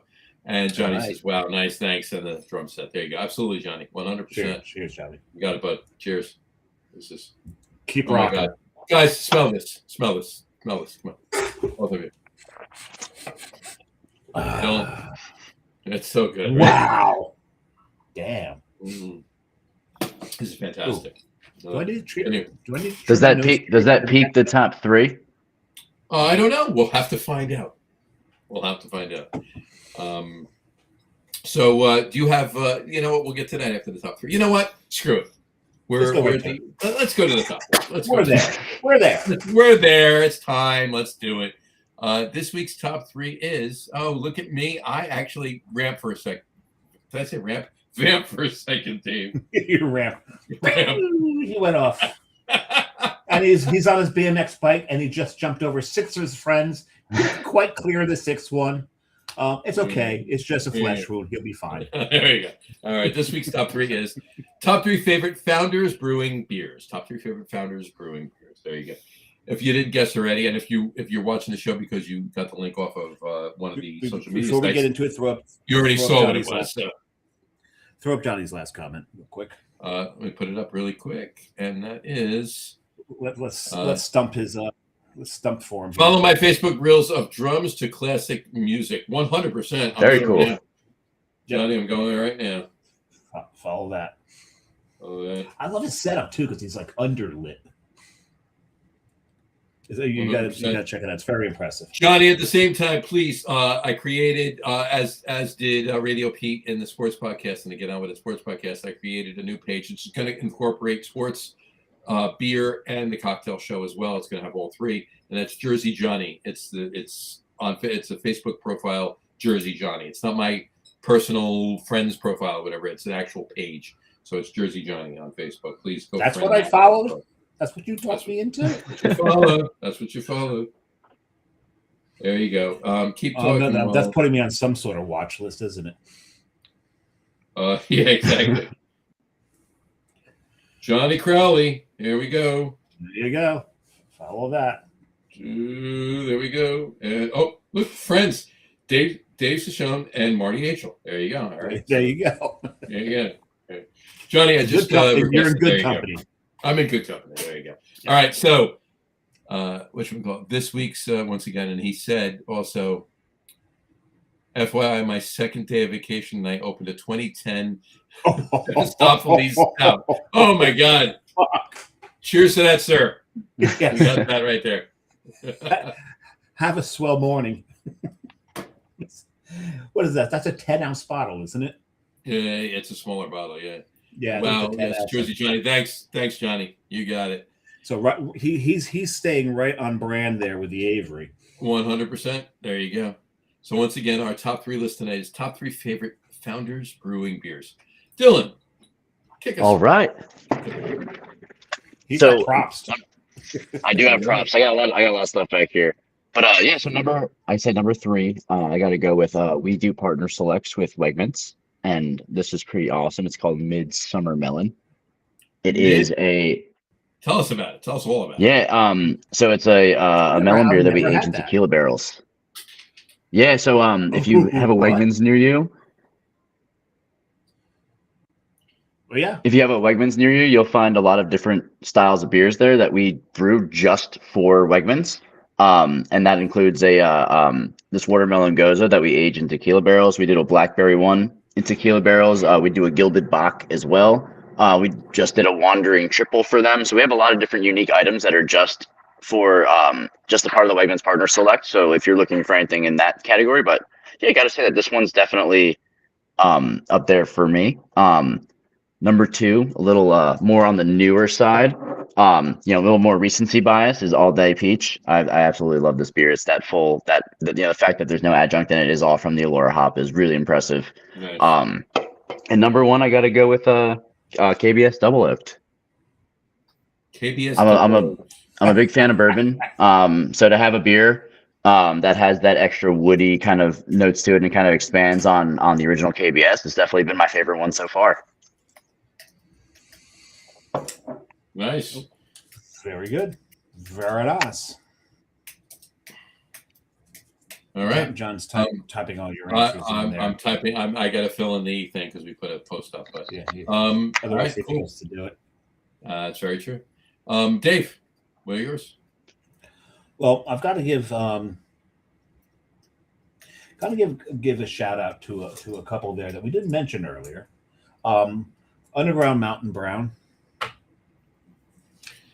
Underground Mountain Brown. You ever have that one, Dylan? I have not. Mm-hmm. That's an older one. That was a fantastic brown ale. It was very good. Oh, I love it. I love that beer. That's an honorable mention for me. But we'll get into the top 3 now.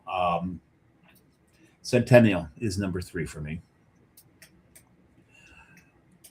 like I said, it's just it brings back so many memories of the early days of IPAs before the New Englands and the Hazies took over. Miss those days. Always hunting down West Coast IPAs. If a brewery has it, that's probably where I'm going to go. If I'm drinking IPAs that day. My number 2, Red Rye IPA. Red Rye. Nice, Red Rye, yeah. Damn, that was like. What I liked about it is, if you remember, Hot Rod Rye, John. Hot Rod Rye, yeah, from Bear Republic. From Bear Republic. Mm-hmm. What I liked about it is it tasted like Hot Rod Rye, but you could taste your food afterwards. Oh, yeah. It wasn't quite as over hopped. Bear Republic Hot Rod Rye was fantastic, but yes, you ran the risk of ruining your palate when you drank that beer. Yeah, no, it was on par with Maharaja as far as a palate. It was very really, very alpha acids in that were very high. Oh yeah, absolutely. But I don't know if you can read in a good way. If I don't know if you can read my note here, that says double oaked CB. Yes, that was my number 1. That was my number 1 on the list. You showed it, and I'm like, that's why I laughed when you showed. I'm like, double oaked, straight up KBS was that was my favorite Founders I've ever put in my face. I just noticed this when I typed it, right? I typed oaked and autocorrect changed it to naked. John, what are you typing in all the time? No. This is predictive. It just predicted that you meant naked. This is Word. It doesn't have anything to do with predictive type. It's just autocorrect. It changed it from oaked to naked. Yeah. Double naked KBS. I think we've got a next beer for them. Double naked. No aging it. Just get it right off the line. It keeps doing it. Stop. No. Oh, there you go. So double oak KBS is your Yep, double oak KBS. I remember my first sip of that. I remember my first naked sip. My first time double naked. Double naked. What is double naked? Yeah, I mean, you can be naked. Know. How can you be double naked? There you go. Unaware. All right, for mine. You know what? I love Centennial. I love Red Rye. I love the versatility of Rubaeus. I love Rubaeus as a standalone beer, especially the nitro is fantastic. But the beer cocktails that we've concocted with Rubaeus and other beers too, but Rubaeus definitely is it's definitely a tipping point in some of the beer cocktails that we've developed. But my top 3. And it's 4, obviously, because I'm giving you an honorable mention. And my honorable mention is Dirty Bastard. Right? It's an 8.5% Scotch ale that in any... It's a wee heavy, isn't it? It's a wee heavy. It's a Scotch ale, right? It is dirty. It's Dirty Bastard. Backwards Bastard's base is Dirty Bastard, right? Yep. And the base of this is it too, right? Now, it is... for an 8.5% Scotch ale, you can get 6 12-ounce bottles in a 6-pack in most stores for $10.99. Oh my God! What? Yeah, it's amazing. Buy this fucking beer, okay? Because you will not go wrong. All right. Yep. No. So that's my honorable mention. My number 3 is the barrel aged version of that, and Dave is drinking that, and that is Backwards Bastard. You mean this one here? That would be that one right there. Exactly. This does not make it because this is basically Backwards Bastard with just vanilla, cinnamon, and maple. So I'm not going to give a different category to that. That is far from double naked as you can get. This is as far from double naked as you can get. Exactly. My number 2 is Curmudgeon. Curmudgeon is an old ale. Okay. Yes. Right. And it fits John perfectly. He's always sitting out front yelling at kids to get off. And I've yelled at a cloud or 2 in my day. All right, so there you go. And my number one, as Simpsons if anybody reference. needs to tell you, Simpsons reference, right? As if anybody needs to tell you, It's my number one- CBS. no, No, it's not the main. it's CBH. Oh yes, never mind. Okay, yeah, I get it now. Dillon, what's the beer that's being tapped down in Wildwood on April 19th? Curmudgeon's Better Half. Curmudgeon's Better Half. That's my number one beer. CBS would be an honorable mention. I'm surprised that's not on your list with the maple. Look, all of these beers are now. CBS is fantastic. This, I mean, there's a reason that I bought a bunch of these beers and I still have it. This is 2017. I bought 5 of these when it came out. Okay, and when it came out or when you came out? No, when it came out. See, what's that ingredient right there? What is that, Dave? What is that ingredient right there that I'm putting in the camera? Maple. It's right. Maple syrup. Brewed. Right, brewed. I brewed. And pigeon poop. Here's the thing. I love stouts. I love barrel-aged stouts. I love maple stouts. I love Scotch ale and old ales a notch above stouts. And barley wines. And barley wines, right? And all beers, but that's besides the point. But we're talking English and Scottish. We're talking UK styles. It's barley wines. It's barley wines, old ales, and Scotch ales. Notch out stouts. So yeah, if I was to throw CBS on there, it would be my second honorable mention. In fact, I'll do that. You do that. You're the one that's got to type the shit in. I type it in. You might as well do that. I'm going to throw that on there. You do that. CBS. Do we have to vamp while you do this, or you? No, we're 3 done. letters. It's 3 letters. I'm done. I was just wondering how it would autocorrect it. Hey, I love it. Yeah, no, hold on. No, it didn't. Okay. You know why? Because Columbia Broadcasting Systems is CBS. Oh, so I was wondering who. It's not even saying it's a bad word. Well, it's not a bad word. It's a wonderful word. It's a wonderful. It's not even a word. It's an acronym, John. It's an acronym, exactly. It's an acronym, whether it was Canadian Breakfast Stout or Columbia Broadcasting System. It's an acronym nonetheless. So there we go. All right, that was fantastic. This beer is so good. You have no idea how happy I am drinking this right now. I love that. This is great. Well, we got a bunch of other comments on here. Oh yeah, we're done do. Awesome, guys. All right. If we did that, I missed this one before. Johnny Crowley said, "FYI, my second day of vacation." Oh, he got that one already. This is the one. I'm sorry. 12 ounces. It was 12 ounces. So the Mephistopheles is a 12, not a 10. Mephistopheles, okay, out of 10. He also said, Johnny also said, Avery, late to the party. No, you were right on time. Or is the you were right on time. You were on fleek. On fleek, yeah. On fleek. On fleek, yeah. Yes, fleek. F-L-E-E-K, fleek. E.K. Fleek, yeah. And then he said, my favorite Centennial, and he said, Red Rye. Holy crap, love it. And then he said, it's one that a lot of people forget about because it's been a while. It's been a while. It wasn't Centennial Nitro that you heard. No, it was Rubaeus on Nitro. Yeah, Rubaeus was on Nitro. Sorry, Johnny. Sorry. You know what? I wonder, what would Centennial taste like on Nitro? That would be something amazing. Dillon, you got to talk one of your accounts into putting Centennial in Nitro. On a Nitro line? I mean, the beer has to be nitrogenated in the first place in order to have it fully get the effect. Yeah. Explode. Yeah. And he said KBS. That's true. The best. KBS. Yes. There you go. And then Brian said, double naked is the definition of sex.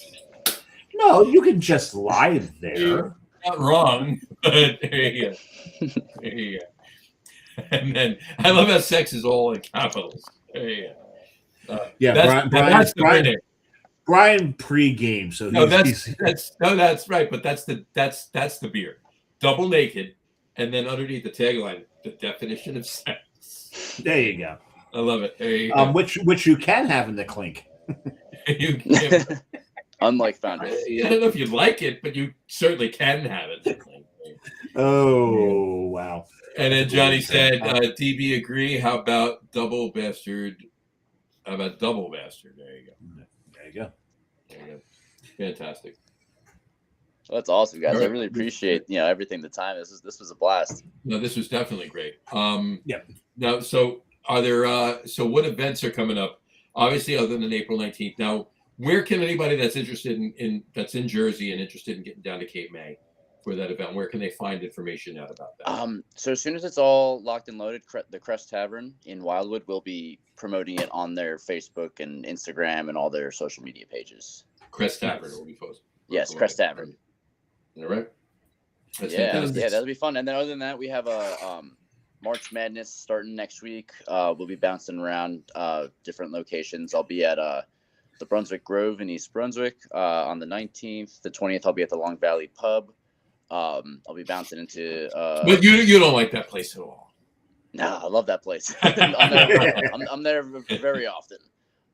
You could find me at a Revolution on April 17th for the first Founders Friday of the spring. In Motown. Yeah, in Morristown. We haven't locked in the menu yet, but I'm sure birthday. Mosaic Promise will be playing, making an appearance there. What date? What date? The 17th. That's gonna be April 17th, so April the Friday 17th? before the That would beer be dinner on the Sunday. Samurai birthday. That's my birthday. There you go. Nice. Yep. But yeah, you can now find me he's around. going to enjoy his birthday next year, much more so Yes. than his birthday this year. Definitely. But yeah, you can What, find me just all 'cause around. it's- Usually Morristown. Just because Princeton. I become really old fuck on. It could become really old fuck next year. There you go.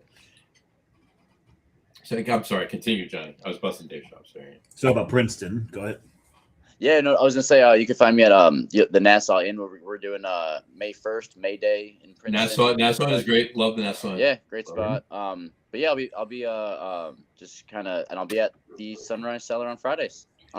This Friday, 2 to 4 at Sunrise 2 to 4. Cellar in Westfield. There'll be a founders tasting. What are we tasting? Everything we had today, actually. All day peach. Video. Easy drinking beer. All day Peach. peach. We'll have some Mosaic. Mosaic Promise. Promise. And this one? Oh, I wish. No. And if anybody coming or that wants to get involved that doesn't drink, we'll also have Nonetheless there as well, which is our non-alcoholic golden lager. Which is this one here. Nonetheless, it's an NA golden lager. So. Now, So this? I got that. Let me ask you really quick. Hold that thought, Dave. Let me ask you, Dylan. Is this easy drinking beer de-alcoholized? No. So it's its Different own beer. Different. Yeah, it's its own beer. It's actually not a golden ale. It's actually a golden lager. It's a more of a similar style to Solid Gold, but it's also not Solid Gold de-alcoholized. It's its own brewed beer. Does it have its own dancers? Or strip? Probably. Solid Gold. Denny Terrio wrote the recipe. Okay. What a bad hairdo.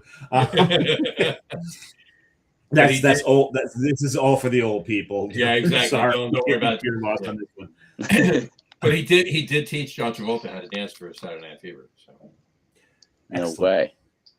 way. Denny Terrio taught John Travolta how to dance for Saturday Night Fever. Yes, that is true. But the whole thing with the non-alcoholic, so we wish it was out then.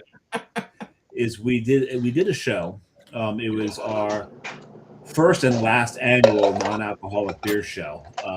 Last January 2025. Yeah, let's not do that again. But non-alcoholics are getting better, so I don't know if we'll ever do another one. But if we do, I'm sure there's better stuff. The nonetheless is actually pretty good beer. There's a lot of good ones out there, and not that I want to mention any others, because nonetheless is really good for that style, and it's not. This one I'm going to mention is not competing with it by any means, other than the fact that it's non-alcoholic. And we mentioned it before. It's a Schutz Porter actually has a non-alcoholic version, and it's really, really good. It's a beaut. It's a beaut. Interesting. It's a beaut, Clark. It's a beaut, Clark. That's a beaut, Clark. Had to go there eventually. Great minds, right there. There you go. But that's fantastic. But yeah, no. So check out all that stuff that Dylan was talking about. Really check out that's going to be a fantastic thing. I wish I could get down there earlier because I'd be down there at noon, ready for that entire friggin' day. But I have to. You'd have to have him kicked out, Dillon. I have to. No, yeah, I have to. I'm working. The earliest I get down is by 8:30. Excuse me, sir. Excuse me, sir. We were asking you nicely to leave. Please don't make a scene. Exactly. I'll be seeing you well before then. I'll grab one of your growlers. We'll make sure we there you go. back up we'll figure it out. Back up to you for sure. Exactly. But like I said, we'll talk about it on Friday. But yeah, Friday. If anybody's in the Westfield area, 2 to 4 this Friday. That'd be awesome. March 13th, Friday 13th, 2 Friday 13ths in a row. February 8th. Yeah, go say hi to Dillon. Go say hi to Dillon. Please don't do. say hi to me. Just say hi to Dillon. Take a selfie with Dillon and post it up on Johnny Crowley's YouTube site. Absolutely, 100%. As I'm doing drums, I wouldn't do it. But check it out, 2 to 4, 2 to 4 in Westfield, Sunrise Cellars. Dillon will be there having some fantastic beers. Hi, Lucky. Yeah, he hasn't left. He's been outside the whole night. But he's been quiet. But he's been somewhat quiet. He talks here and there. Is he the Lucky in Lucky 13? No, he probably wasn't born when that beer was out. No. This dog is 4 years old. Yeah, 4 years old. Yeah. So I got to get there and meet Lucky. Yeah, you got it. I just thought you met Lucky, didn't you? I did not meet Lucky last time I was there. No. Yeah, you gotta come down and meet Lucky. Lucky's a great German Shepherd. Barks like crazy, but if you walk up to him, he's just gonna lay back like this and say, "Rub my belly, go for it." You know. Yeah, just and that's why him and John get along, because John does the same thing. I do the same thing all the time. Right. So there you go. Anyway, all right. Dillon, anything else before we wrap up the show? No, I think that's it. Just want to say thank you guys. Thank you for the time and let me walk through the beers, and look forward to all the fun things that we're gonna have coming down the line. No, but thanks. And I meant to say this earlier in the show, but when Anchor disappeared on us, the one thing that Johnny and I really started to put out there was, remember where we came from. Remember what got craft beer going, what got craft beer moving. Yep. Remember your old loves. Yep. Come back to them, support them, because if you just take it for granted, they're going to go bye-bye. Founders is one of the OGs. Yeah. Not necessarily an OG, but maybe next level. But this is not an OG, but OG V2. Yeah. OG 2.0. Things like this. I mean, this is.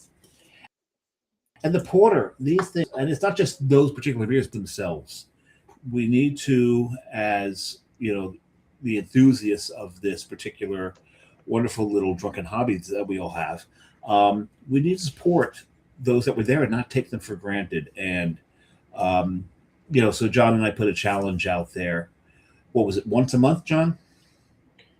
Once a month? No, once every other month. What? Once every month? I think it was once a month. Go back to one of those breweries that you remember. Go back to a Lagunitas, a Stone, a Founders. Some of these older. Grab a six pack. Yeah. Just one every month or every other month, and that's all that we need to do. No more frequently than every month. No less frequently than every other month. How's that? And get out there, buy these things, support these brands that, I don't say we want to grow up with, because we weren't drinking when we were 5. Right. We were the brands we grew up. We are from drinking age. We grew up with, right? Or just maybe a little prior. or a little prior, right? Yeah, but support these breweries, and you get some of these breweries still manage to roll with the tide and stay with the times. Founders is one of those, and it says it right on. I think it's the Porter label, and on the Porter label it says, "Where the classics never go out of style, and new legends arise." Yeah, it's a great description for Founders. Great description for Founders. And really very stupid. That's a fantastic description for Founders. I love it. Yeah. And really quick, Brian Boak just said his dog is 13 going on 14. So. And in dog years, he's almost as old as Brian. Almost, not quite. It's almost there.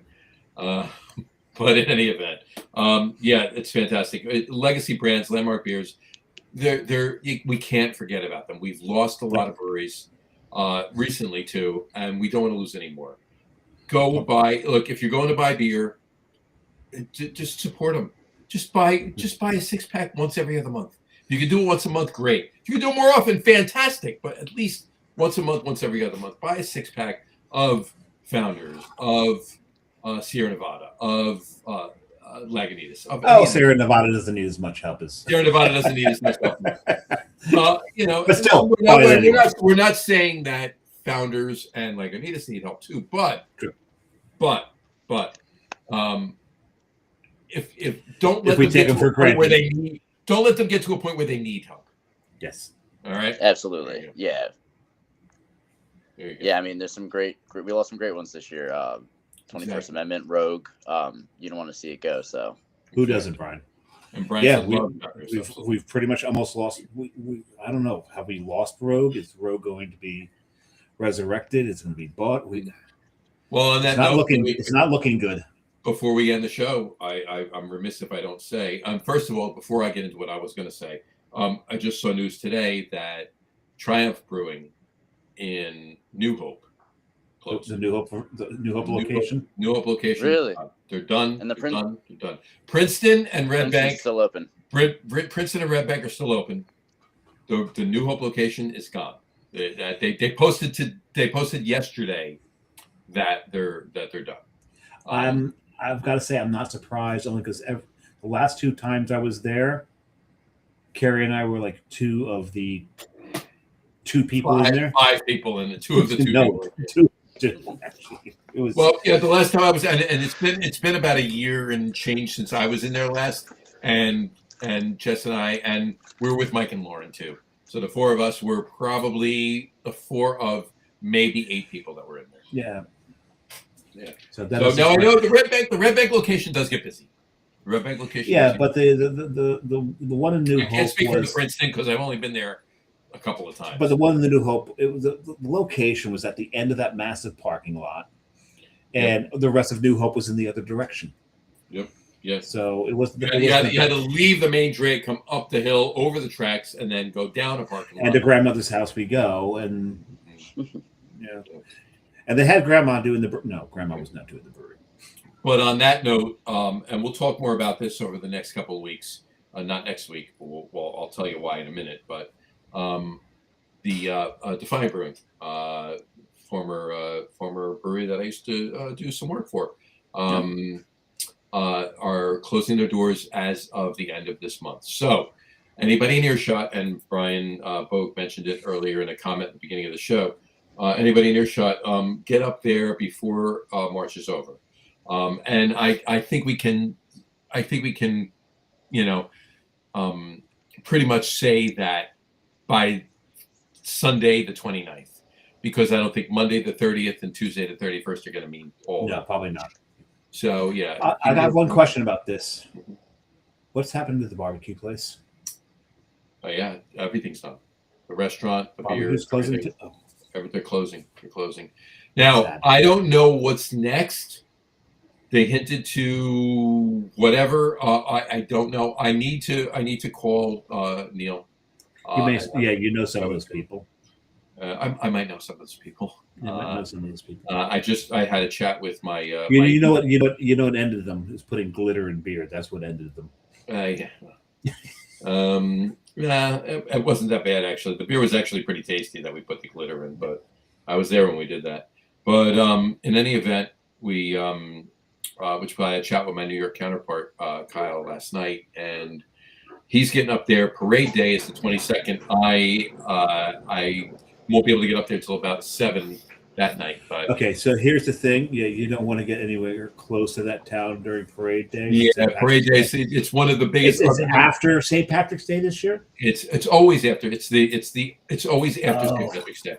It's the last parade day. It is the second largest St. Patrick's Day parade in the country, isn't it? Mm-hmm. Second largest in the country. It's bigger than New York City. Yeah. Savannah is the number 1. Pearl River, New York is number 2. Which is insane because it's not that big of a town. It is. So it's crazy. I've been up there for many of them. And trying to get a beer at any of the bars there. If you go early. All right. Early. Starts around noon. And if you order a beer, however many people that are with you, say there's 2 people with you, order 6 beers. Is it just me or did Johnny disappear? I'm back. Oh, he did. Yeah, okay. I'm like, wow. That's perfect timing, though. Backwards Bastard is really strong. So, I've been here the whole time, Dave. I went blind for a second there. But in any event, get up there. And if you can't get up there for Parade Day, if you can't get up there this weekend, make sure you get up there. Seriously, if you're anywhere in northern New Jersey or even further away, you want to take a ride. The barbecue's fantastic. The beers are solid. Get up there and wish them well. They're closing the doors, and we hate seeing this. And I hate seeing this because this hits home. Because I was home to Johnny for a while, and yeah, it was. So get up there. I spent some time. Up there as well. I didn't work for them, but I had a friend. I had a friend who lived in Pearl River, so we spent some time there. So get up there and wish them well. You can take the train there. The train station is literally in front of the door. You can take the train to Pearl River, get off the train, and walk into the brewery. There you go. So there you go. So easy peasy. So there you go. It's and I don't mean like down the block. I mean in front of the door. It's right there. Get off the train and walk down into the brewery. Make a right. There you go. So, but do that and wish them well and send them all of our love here. But I'll talk to Neil, and maybe we'll have Neil on. And it's probably something we should have done a while ago. Just never did with all of our other shows. Maybe we can get him on. Neil is the owner of Defiant. He can talk. Okay. He puts us to shame to some degree. Really? And yeah, he's good. I've gone up there for a beer and a cigar at 9:00 and left at 5 a.m. All right, so you're talking about 9 in the morning and 9 a.m. and left at 5 a.m. Yes, exactly. So, but yeah, so do that and wish them well. I feel bad. I feel horrible that they're having to do this. Last time I was up there, and I've been remiss too. And look, we're all guilty of it, right? Life gets in the way. Last time I was up there was probably a year and a half ago. It was the last time I was there. I haven't done any work for them in probably 6 years or so. But yeah, no, you need to get up there to wish them well because that barbecue you need to have that barbecue before it goes away. Am I right, Dave? Speak. I can't hear you. It's special. There you go. All right. Special. Barbecue special. There you go. Barbecue is fantastic. Special. You need to get up there. Lucky agrees with me. Barbecue special this weekend. No. Lucky agrees with you. Anyway. Yeah. All right. Enough about Defiant. Back to Founders for a second. Sorry about that. Sorry I took the time away from that. They just announced a couple of days ago, though, Dillon. I just wanted to get that out there. Yeah. On the show. And if you're listening to this after the end of March, then, for whatever reason, then obviously you missed it. But it's here too late. Sorry. There you go. All right. So, Dillon, thank you so much for coming on the show. We really appreciate it. Thank you. It's going to be the events you mentioned sound fantastic. Yes. And I'll send you that list too written down. That way and you can there we kind of follow along. Yeah, we can post it up on our page. We'll post it up on our page. Fantastic. Absolutely. And once again, if you want to see Dillon and me, but if you want to see Dillon, stop in and you're anywhere near the Westfield area, 2 to 4 this Friday. And even if you don't want to see Dillon go anyway, you can probably skirt them. You can just do this as you walk through because they're going to be right like that. They're going to be right at the door, right near the door. But just do this, and they'll know not to bother you. Exactly. Go anyway. Exactly. And check it out. It's going to be any of the beers we had tonight, with the exception of this one. No, we will not have that or anything that. Well, everything that I drank, you do have there. And Dillon, maybe we'll do one special one too. Let's do it. Maybe we'll pick something off of, one of the OGs.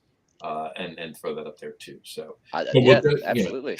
So we'll work on that. But in any event, go there on 2 to 4 this Friday. But once again, like I said, Dillon, thank you so much for coming on. We really appreciate it, taking the time out. I know you got the kids upstairs, and you took the time away from them. And we really, You're in trouble with the wife. we do appreciate that. We do really appreciate that. No, of course. I'm really looking forward to continue working with you guys, and all the fun stuff we're gonna do down the line. So thank you. Absolutely. All right. Hang out for a second after John gets done with this. Hang out for Don't sign off. We're going to talk after I finish this. But on that note, we wrap up the show for today. We want to thank everybody for watching, and for those of you just listening to the audio podcast, thank you for listening.